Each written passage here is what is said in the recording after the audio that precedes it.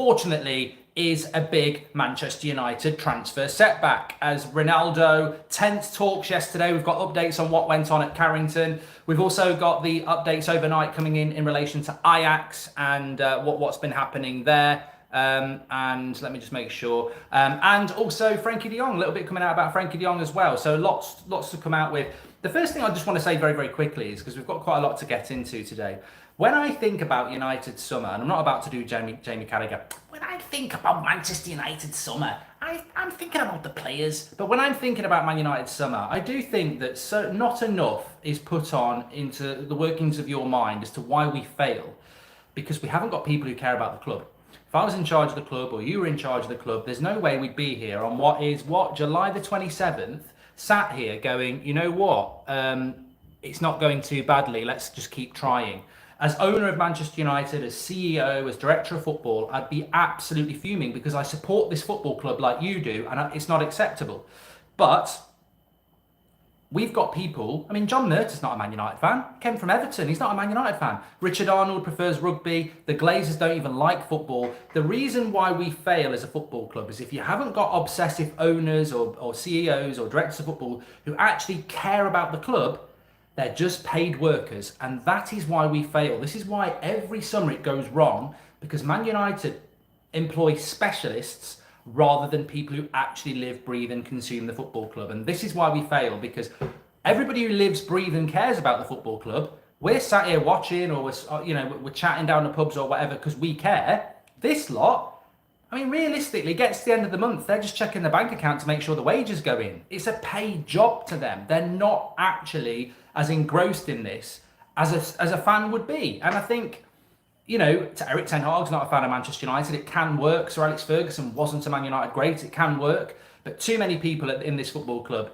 it's just about the money. It's not about the love. And that's why we fail. Anyway, let's get involved with the show. Where should we start off with? There's three big topics this morning: Ronaldo, Antony, and De Jong. I tell you, I'll start off with Antony. We'll start off with Antony because I suppose it's the most recent update. So, look, I put a tweet out last night saying that Antony I can't remember what it was. I'd had a few beers, but I said something about Antony, Manchester United, and I think about an hour after that, there was a journalist, was it Sam Pilger, who said the same sort of thing. I thought, well, he's either copying me or he's got the same information. So Man United are negotiating for Antony, and I think as a Manchester United fan, you've got every right to expect that deal to be done when the club is negotiating with a player that the manager wants and the player wants to come to us.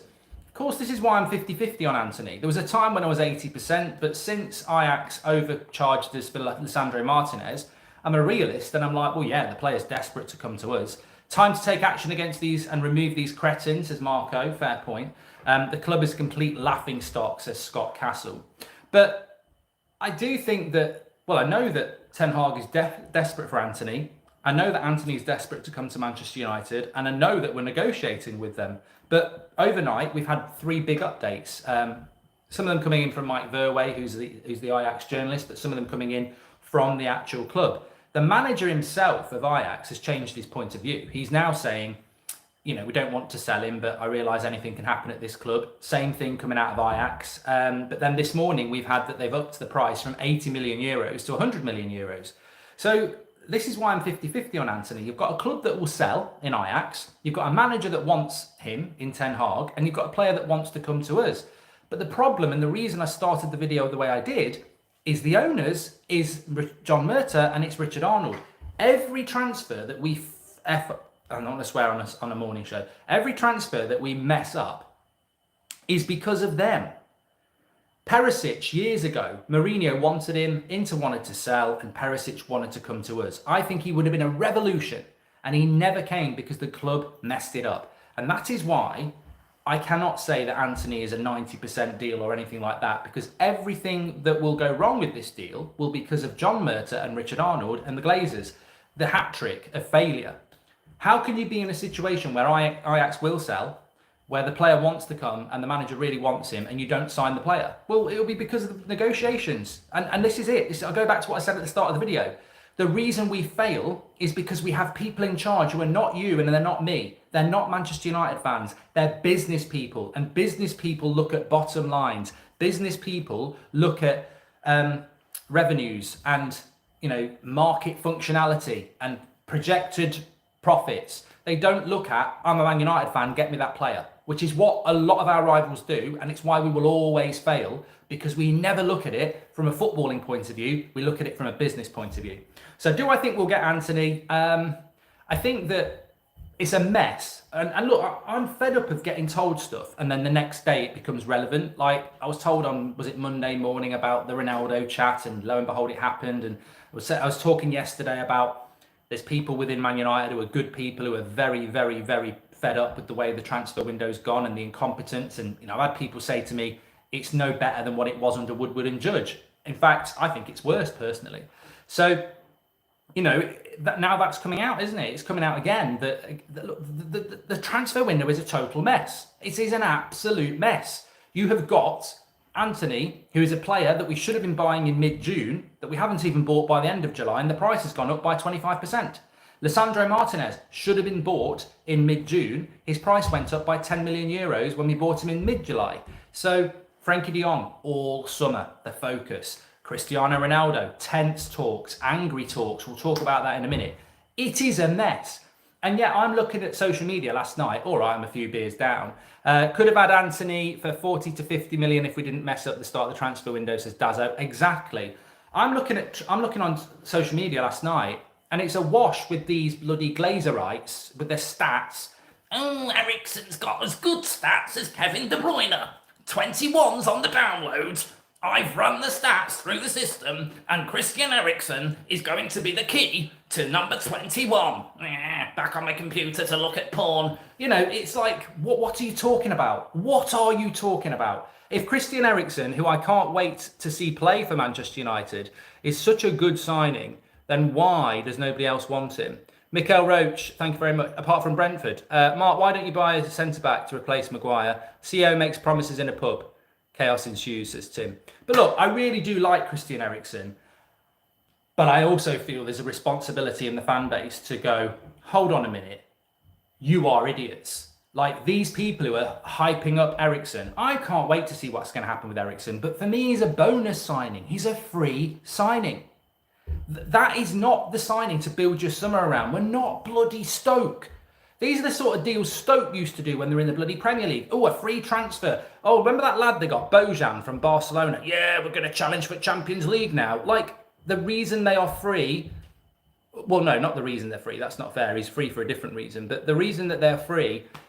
We're Manchester United. We need way more than that. We're counting on you to come out, overpay for Antony. We have the replacements. Do not screw this up, says Leno. Well, the funny thing about the Antony deal... As I'm just trying to multitask here. The funny thing about the Antony deal is that he is for sale. Like, he is for sale. They were literally, I can't remember whether it was their CEO or their coach, was talking last night about this Conceição they've got in from Porto. And they're saying, the question was that they were calling him the next Messi in Portugal. And he said, well, we're not calling him the next Messi. There's no doubt he's a really talented player and he's ready to start. But he's got to compete with Antony. So they've got a ready. I mean, Ajax don't need two right wingers of that quality. So Ajax are ready to sell. The problem is that the price is 100 million euros. And if we pay, how much did we pay for Martinez? If we pay 55 million for Martinez and 100 million euros for Antony, we've spent 150 million euros on two Eredivisie players. It's a ridiculous amount of money. And look, I want us to get Antony, and effectively, I think if we can get Antony, get De Jong, and keep Ronaldo from this point, I'd probably take it. But it's a shambles of a transfer window, and I don't think whatever happens now, Murta or anybody else is going to come out of this looking good. Mark, hope you're well. Any truth on Pavard or Depay, says Mikael Roach. So we're not talking to Memphis Depay at all. There is no contact with Barcelona from Manchester United for Memphis Depay. Pavard, I hope not. I've heard absolutely nothing. The right back that we want is Dumfries from Inter, although Chelsea have now been linked to him, so we'll have to wait and see. But Antony, before we move on, I'm from LA and I'm quite afraid of Chelsea's owner because he owns the Dodgers and he doesn't mind spending, says Trigger. Well, we've got to be careful of other clubs, of course we have. Before we move on then, Antony is basically for sale. Ajax are hinting that he's for sale. He wants to come to Manchester United, but they've upped the price to 100 million euros now as a total package, which is just ridiculous money. And it's basically because, and look, you know, let's say how it is. Manchester United's transfer window has been a disaster because we've spent all summer waiting for Frankie de Jong. And now that has meant we've neglected every other deal, and every other deal is now going to cost us more money. So explain to me for the 10th time, because I still don't understand why we've spent so much money, time wasting on him. Jonathan says, I love Ronaldo, but he needs to understand nobody else wants him. Put your socks and go back to training. We're going to talk about Ronaldo in a minute. But yeah, I'll never understand why we spent all summer waiting on Frankie de Jong, and it's ruined everything else. You look at this week, and I predicted this as well. Matthew says, surprised Rafael Leao has been mentioned, won Serie A Player of the Year. Good player on FIFA, Matthew, but he's not been linked to us, no. I predicted this on Monday, didn't I? I said I thought this week would be the way it's gone.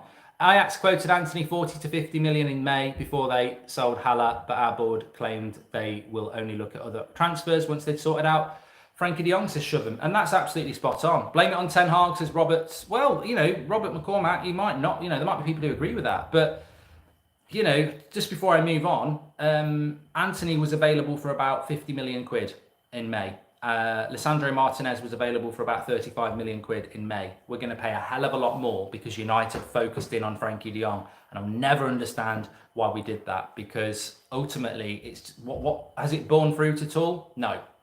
Really not. I'm not hungover, actually. I'm not hungover. I'm absolutely fine.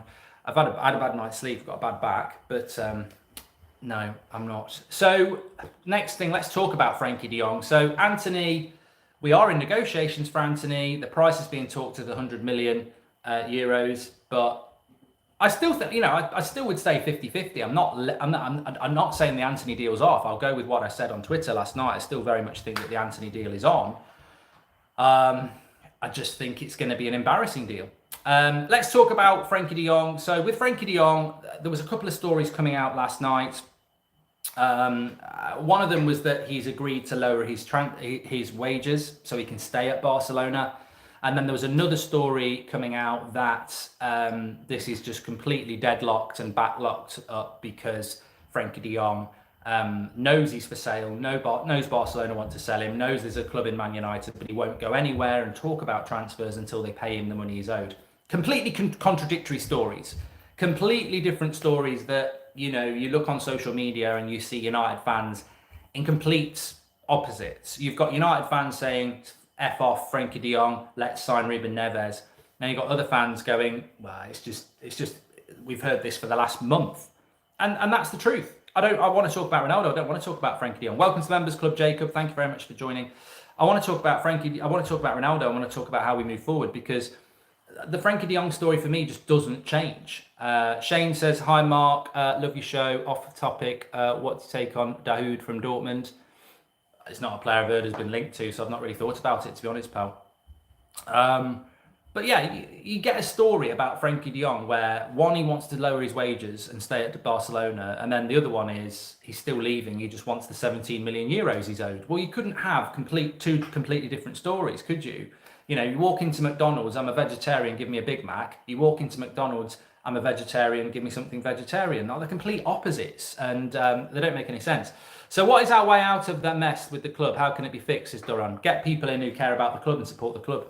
And I'm not just talking about the Glazers, I'm talking about the CEO and the director of football. Get rid of people who are in the job because they got the job, fortunately, from an era that was shit. Like, I want a director of football who supports the club. I want, or the best in the business. I want a CEO who supports the club, or the best in the business. And I want owners who support the club, not the best in the business. Unfortunately, we don't have that in any of those positions. They're not the best in the business, and they don't support the club. So anyway, with de Jong, I remain 90% that we will sign him. I'm not moved by anything in relation to de Jong. I guarantee you will get more stories today. I mean, if you think United release a lot of stories about United, whether it's journalists or whatever, you just don't understand Barcelona. Barcelona seems to be every 5 minutes somebody says something and it's completely different. Man United should pull out of the de Jong deal and leave Barca to deal with it, says they'll come back to crying with us with the price tag. Barcelona want to sell him to us. He wants his 17 million euros. If he was to take a pay cut to stay at Barcelona, he'd be an idiot, an absolute mug. And if he does that, it's up to him. I've got no control on it. You've got no control on it. So with Frankie de Jong, I just don't believe the stories anymore. I just think that nothing's going to happen with Frankie de Jong for another week because he's gone tour for another week. There are big protests organised for the Brighton and Liverpool games, says Chris. Good. I think consistency is key. And but I've got to be honest, the Glazers are the Glazers, but I also think that, people like Richard Arnold have got to be very, very careful. Denzel Dumfries news, we've just spoken about Jamie Stewart. You can't sit in a pub and talk to United fans and say this, and this, and then it doesn't happen. Like, he sat there in that pub, what was it, June?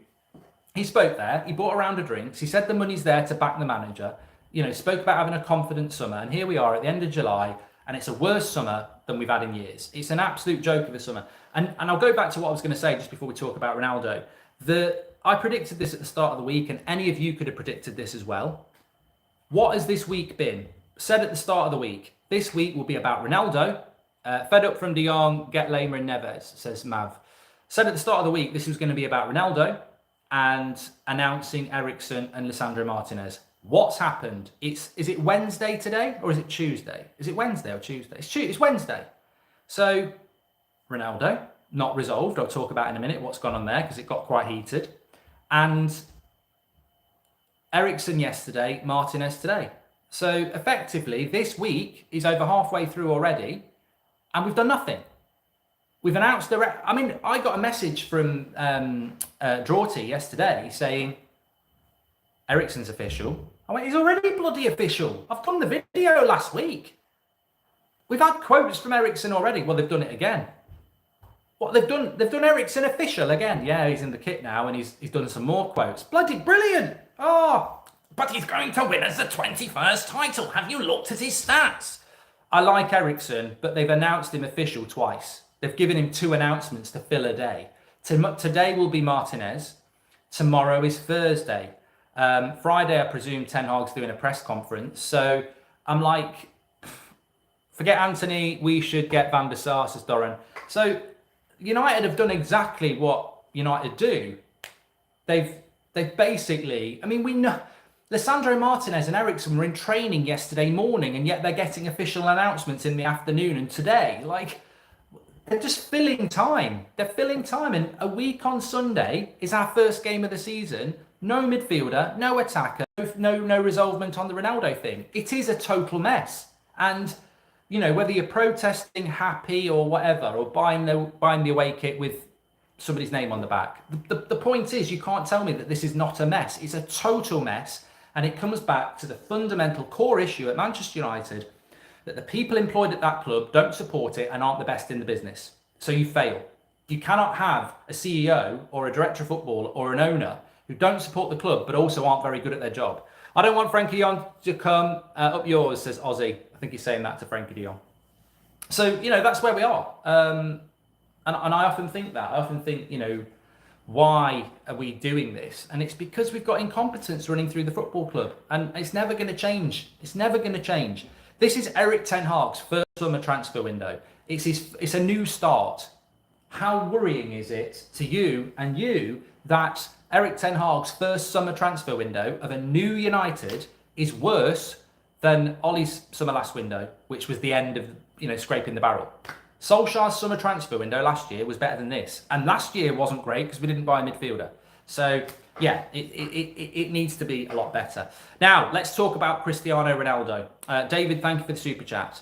I can see the sea from my room. I can't see it from here because I'm on the ground floor at the moment. But surfing this afternoon, surf bridge this afternoon. So check out my Instagram, @GoldBridgeMark. I'll put up a bit of the surfing.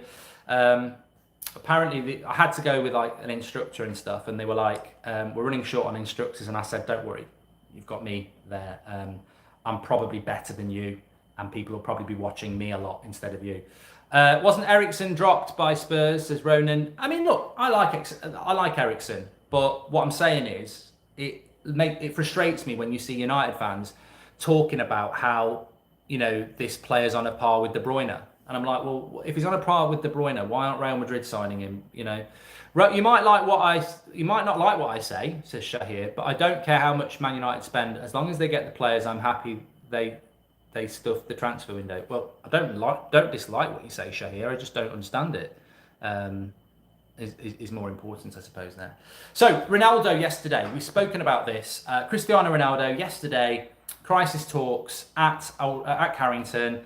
Mendes was there, which is good because it means it's a conversation about the future. Sir Alex was there, Murta was there, Arnold was there. So, very difficult to get what was said out of that interview, but speaking to people from both sides, and they're not giving much away, to be fair, the general consensus was that it got very heated and it got very tense, and it's still not resolved. Basically, Mendes was in there saying that they want Ronaldo to leave. Manchester United don't want him to leave, but Manchester United stood by the manager. The manager does not want him to go. He has again reiterated to Cristiano that he will be a fundamental part of a team that's going to play exciting football and do well. But Ronaldo doesn't believe it.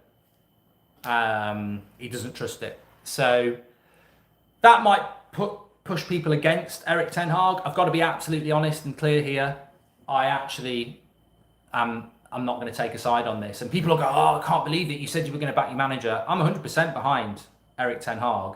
But I can't sit here for the last 21 minutes saying that this transfer window is a mess and the way this club is running is a mess because it doesn't have people who care about the club, and say that Ronaldo is wrong to sit there and say to Erik ten Hag, I don't believe you, because I don't think Ronaldo has always been a supporter and has always said, I've got no problem with Erik ten Hag, very good coach, no problem with him at all. Ronaldo's problem is with the lack of ambition at the club. So how can you sit there and say, get out of my club, Cristiano Ronaldo, for not wanting to stay, when actually we've just spent 20 minutes talking about how bad the transfer window is? He's actually got to go and play up front in that team this season. Of course he wants to go and play at a club that's in the Champions League. Of course he wants to go and play at a club that could win their domestic league. Because at the end of the day, he's played in this team. And basically what Ronaldo is saying to Erik ten Hag is, look, I've got no issue with what you're going to do. I hope you can do it. And maybe I will be part of it. But I'm not going to sit here and say, or try to get a move, or try not to get a move. I played with these players last year, Eric. You can get them doing triangles, you can get them doing press-ups, you can get them running around, and they can smile back at you. But this is a pre-season tour. How many players are smiling and laughing on pre-season and then crying and moaning and leaking by October when you don't pick them? I know these players. I know they're not up to it. And you need to bring more in. And unfortunately, Lisandro Martinez, Malacia and Eriksen ain't enough. That midfield isn't good enough. That attack doesn't have enough depth in it. And I'll end up playing twice a week ahead of a World Cup. And these are all things that Ronaldo was saying yesterday. Now, Ten Hag is saying, look, I will get the players in. I will make sure that you're good for the World Cup. It is temporary. We'll be back in the Champions League. Sign another contract. We'll build the team around you. And that's why there's an impasse, because you look at it and you go, I can see both sides here. You've got Erik ten Hag, who's hungry to keep Ronaldo at the club and wants him at the club. And then you've got Ronaldo, who's been a realist, saying, I don't trust this setup. I know what it is. Did you see Ronaldo interview from last season where he says, I'm not here to fight for fifth and sixth, as Daza? Exactly.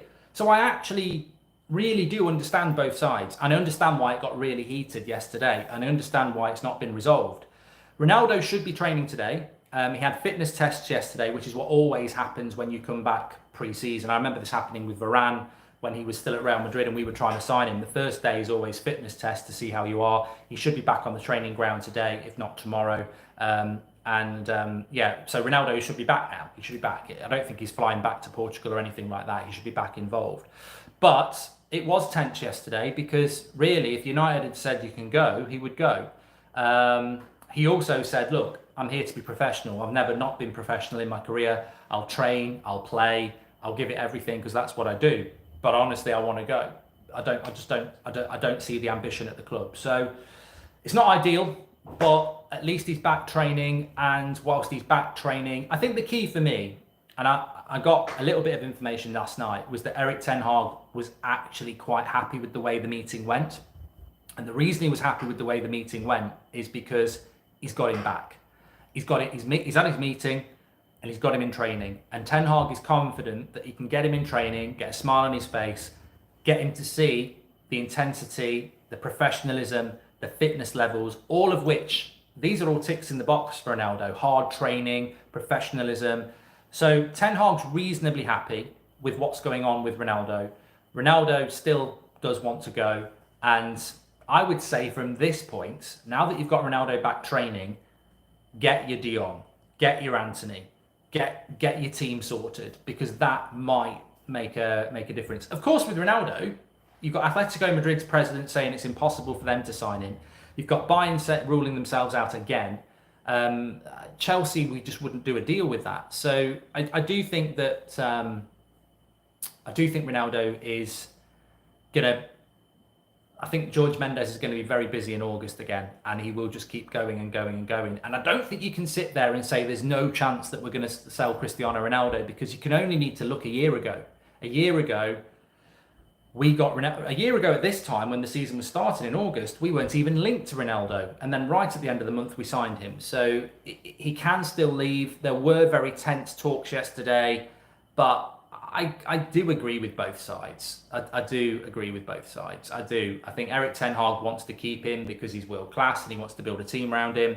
And Ronaldo's just saying, look, Eric, I've got no problem with you. I'm sure your coaching's fantastic, but that squad ain't good enough. Where's the depth?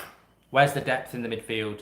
You know, where's the depth in the attack? And I think that is where the problems are for Manchester United and Cristiano Ronaldo. And the way to solve that was always to get these signings done. I'm sorry, my opinion be like, but Ronaldo has no power. Let's have a look what this one says. Ray Carl says, I'm sorry, but my opinion might not be like, but Ronaldo has no power. He's 37. At the end of his career, if he's moaning, so be it. We need our other targets that would be here for years. Ray, I've got no problem with your opinion at all, but I'm actually glad that you've made it, because essentially you are just expressing your opinion, which is absolutely fine. But the contradiction to that is that you're saying that Ronaldo's got no power. We need players here who are going to be here for years. That's fine, Ray, if you're the manager. You're not the manager. Erik Ten Hag is the manager, and Ronaldo does have power because Erik Ten Hag sees Ronaldo as his most important player this season, and he wants to build his team around him, and he said he's not for sale. So, you know, I know that there's a lot of people out there talking about this, but the reality is that he wants him. So we've got a couple of updates coming out from Barcelona. The registration of Rafinha and Lewandowski is not guaranteed at Barcelona. If Frenkie de Jong refuses to leave or take a pay cut, Barca will have a big problem with La Liga. So yeah, that'll be very interesting to see how that pans out. Look, we're going around the houses with Frenkie de Jong. There will be plenty of people who are quite happy to react to Frenkie de Jong news by the day and say he's going to take a pay cut. Oh, he doesn't want to take a pay cut. Oh, he's going to sign for us. Oh, he's going to go to Chelsea. Some people like to play that game. I'll bring you the news, but have I never not been consistent that I'm 90% sure he'll sign for United? I haven't. I've never changed. I've got a T-shirt. Didn't bring it on holiday. Hey, you're having a great holiday, says Mark. Thank you, everyone. Remember, I'm still live doing shows, especially the morning shows, so we'll still have you covered with anything that breaks and the normal 2 o'clock, 8 o'clock shows as well. I choose not to take much notice on whether Barcelona can register players or not, and I'll tell you for why. Because really, it all comes down to the same thing. The only way that Frenkie de Jong can stay at Barcelona is if he takes a pay cut. And if he takes a pay cut, he loses a lot of money, but also he loses the 17 million euros that he's owed. He'd be an idiot to do that. So I still feel that Frenkie de Jong will leave Barcelona. In fact, I'm 99% he'll leave Barcelona. Whether he'll come to Man United, I suppose that could be it. No manager will succeed with this ownership, says Marco. Force them out. We'll see. We'll see. We'll see what happens on that one. But I think you just got to be careful as well. As I said, you have got to be a little bit careful, because this week shouldn't be a slow sports news week for Manchester United, but it is. And actually, it could be about to get a little bit slower, because they're not going to sign De Jong this week, and they know it. They know it. I was told the day he got on the plane to the US, which was just over a week ago, I was told, that's it. Forget about De Jong now until he comes back. He will not be a United player before he comes back. And that's what my mentality has always been on that. No one is bigger than the club, says Sam. Should be changed to no one is bigger than the team. The club with the Glazers is a joke. The team is what matters now, says Sam. So yeah, De Jong, Antony, I just don't see anything happening with them. I mean, I actually think there's more chance of something happening with Antony before De Jong at the moment. I really do. And yeah, we've been left in this situation where it's just about Ronaldo. I think the Ronaldo story is somewhat going to drag and drag. I mean, if you break it down to what it is at the moment, and Jacob says, "Hi Mark, saw you on holiday but didn't want to disturb you. Have a great time on the beach. Keep up the good work." Thank you, Jacob. You can always have a photo, Jacob. Just it's a tenner. Apart from weekends where I charge 20, but yeah, that is a joke. I do a discount. No, they're free. So effective. No, someone will clip that and say it's true. If you look at the situation with the transfers at the moment, it is a total mess because the Ronaldo situation we won't breathe easy until September when the transfer window closes. Even if Ronaldo said he's staying at United, I still wouldn't be completely comfortable until the transfer window shut. So we've got 5 weeks of the transfer window where the Ronaldo situation will just carry on. We've got 5 weeks potentially with the De Jong situation because I hope it will happen before the end of August, but it's certainly not going to happen in the next week or two. And then Antony, that could run till the end of August. So I'd love to give you some good news, but the reality is that the Ronaldo, De Jong and Antony situation could run on for another few weeks yet. And therefore, we continue to endure the worst transfer window we've had in a long time. And yet it was a new Manchester United where everything was going to be different, where Richard Arnold was down that pub taking sly shots. Can you see the Frankie boat from your window, says Sean from Ireland. And hi Mark, is it required to speak against Ronaldo in order to speak for Sky, says Alex. Adam blamed Ronaldo for our bad season. I didn't see that clip from Adam, and people can speak for themselves. That's the great thing about the United stand. I mean, I don't run a dictatorship, and it's not about everybody having to copy my opinion. I didn't see the interview, I just retweeted it. So if he did say that, I know Adam's not been completely on board with Ronaldo, but I completely agree with it. I'm sorry, I completely disagree with it. And next time we have a chat, we'll have a chat about it, I'm sure, on camera, because that's the way it should be. But yeah, I think that, you know, Richard Arnold sat there and was taking sly digs at Ed Woodward. Well, I'm sorry, Richard. Ed Woodward's summer last year was better than your summer this year. So the pint's on you. The joke's on you. Tell me I'm wrong. What's Richard Arnold done so well as a CEO this summer? He's got a free transfer, a left back from Feyenoord, and is overpaid on Lisandro Martinez. Eriksen's a good player. Malacia could be a good player, and Lisandro Martinez is a good player. But we paid too much for Lisandro. Eriksen was free. And Malacia is a left back from Feyenoord. Sorry, mate. You can have a little sly dig at Woodward with your pint, but your summer transfer window at the moment is an absolute joke. You are worse than Woodward at the moment. In fact, I'm going to christen Arnold as worse than Woodward at this moment in time. And you can pretend that's not the case, and I don't want it to be the case, Richard. Nobody wants it to be the case. And yes, maybe you can still turn it around. But right here, right now, your new United is worse than Woodward's. And you're sat over it. And, you know, what do you want us to say? Pretend it's not the case. Get your arse in gear and sort it out. Mark, I can predict what will happen. Ronaldo will stay and will basically stay on the performance of the first half of the season. Come winter, he's gone. Well, you know, that might not be a bad idea because you could still go to a Champions League club in January and play for us and then go to the World Cup. Anyway, look, thanks everyone for watching. Please smash a like on the video. Don't forget to subscribe, bottom right hand. I say don't forget to subscribe, bottom right hand corner. Did you know we are actually on 398,000 subscribers? We are only just under 2,000 subscribers away from 400,000. Wow. 1.4 million, 400,000. So make sure you subscribe, smash a like on the video. We're back again at 2 o'clock, of course, 8 o'clock tonight. If anything happens in between, i.e. 3 o'clock, Lisandro Martinez gets announced as being official, then watch out for that. We'll get our first quotes from him. Take care, everyone. Speak to you all in a bit. Hi, Mark, says Ty. We need Ronaldo to stay. He's the only serial winner in the dressing room. I agree.